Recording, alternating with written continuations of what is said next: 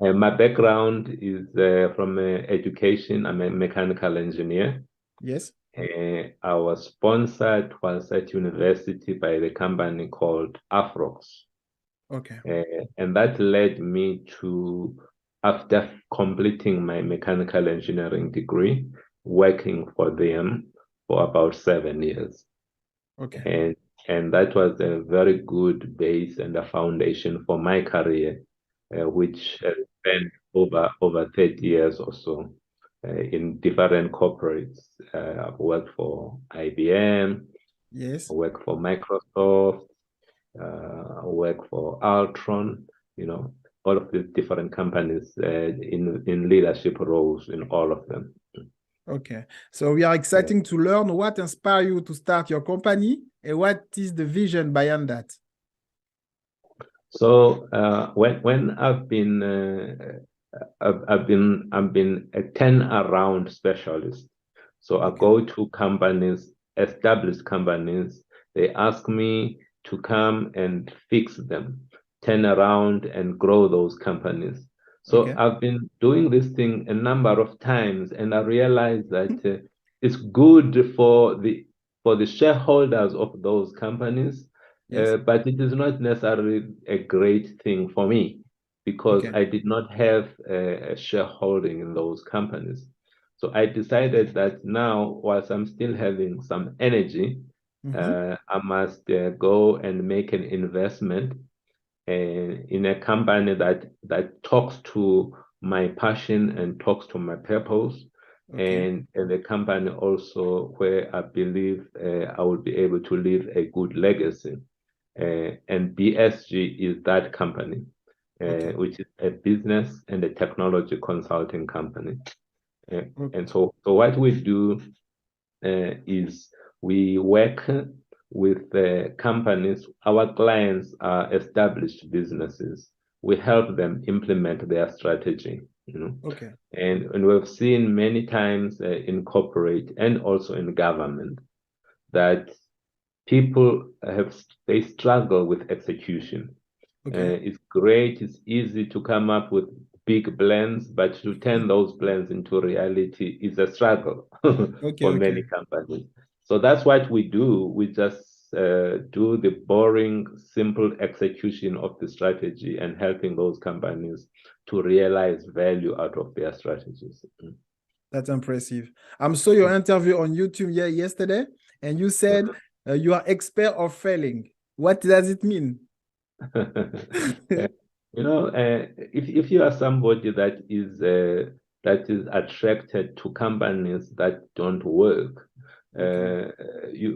where you end up fixing things, you cannot be married there. You don't know what you don't know. So when you go in there, you should be prepared to fail. But as you move forward, you learn, implement, you move forward.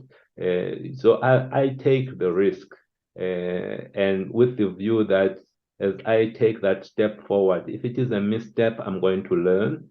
It makes me and together with my team better, and knowing as we move forward Yes. that now we've got better information, we know what does not work, but at the same time we sharpen the teams in order for them to be comfortable to taking the steps forward in getting into an unknown.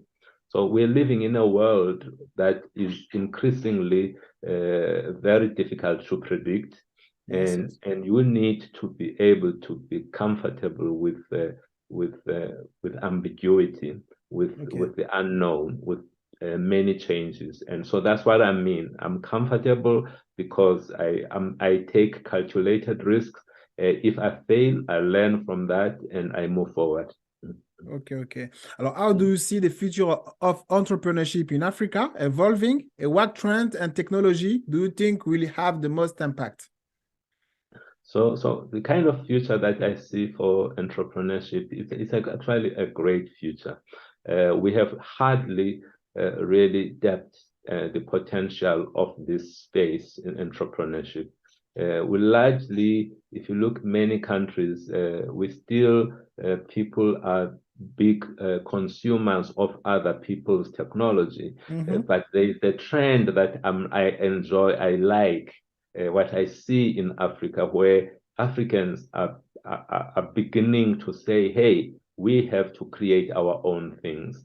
Yes. We need to solve our own problems. We are the ones that are the closest to the problems. So we need to be the ones that come up with relevant solutions to our problems.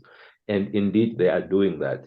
They are not afraid to come up with solutions, whether it is payment solutions, whether it is mobile technologies, they are coming up with solutions, which is great. It is encouraging, when I look at things like cloud computing, those technologies, they level the playing fields. You do not now have to have these huge computers in your home in order for you to have access Okay.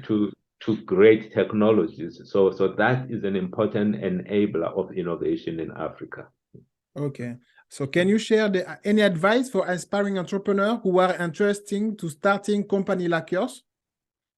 I would say that look around, as I indicated to you, that what BSG does is we are addressing a weakness in society. That weakness is the inability for people to translate vision into reality.